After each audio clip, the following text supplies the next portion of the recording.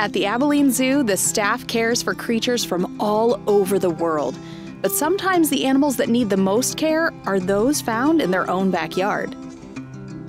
Hi, I'm Dr. Stephanie Carle. I am the veterinarian here at the Abilene Zoo. Things that I do on a daily basis are take care of animals from the tiniest little frogs up to our black rhino. But another big part of my job is to take care of bird rehab. So we take in close to 600 birds every single year, and we try to get all those birds back out into the wild. Since the 70s, we've probably got around 12,000 birds, and that number just keeps growing. We stay very busy. We get everything from songbirds, like doves, all the way to your raptors, like owls, hawks.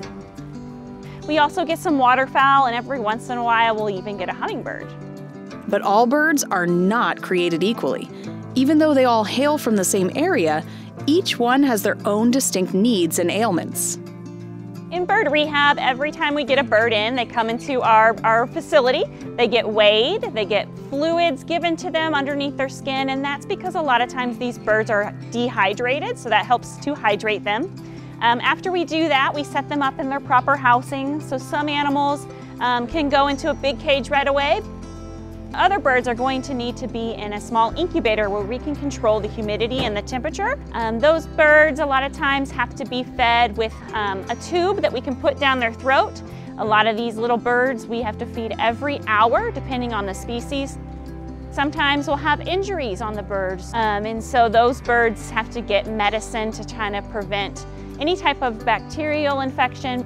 We also give the medicine for pain because we don't want them to feel any type of discomfort. Once the animal goes through all that treatment, then they are released into another enclosure that is bigger, that allows them to fly, to perch on little branches. And then once they're doing all of that okay, they're eating on their own, then they get released back into the wild. Now, with over 600 birds needing care in a single year, one veterinarian couldn't possibly do all the work alone. Luckily, there's a full staff that runs the busy bird rehab, and some have been dedicated to it for many years.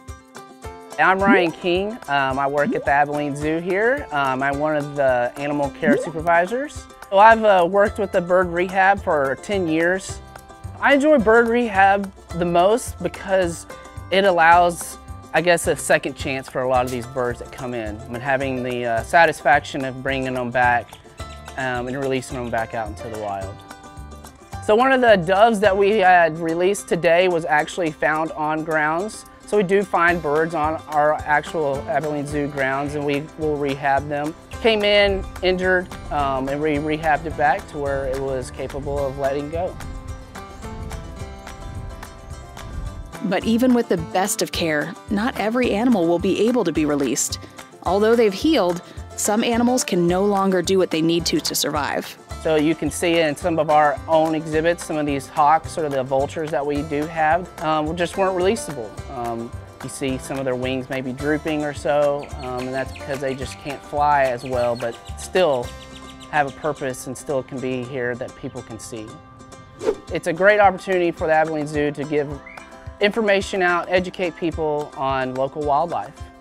Whether they're helping their species by being released back out into the wild or acting as an ambassador at the zoo, the birds that pass through this rehabilitation center are definitely making the most of their second chance.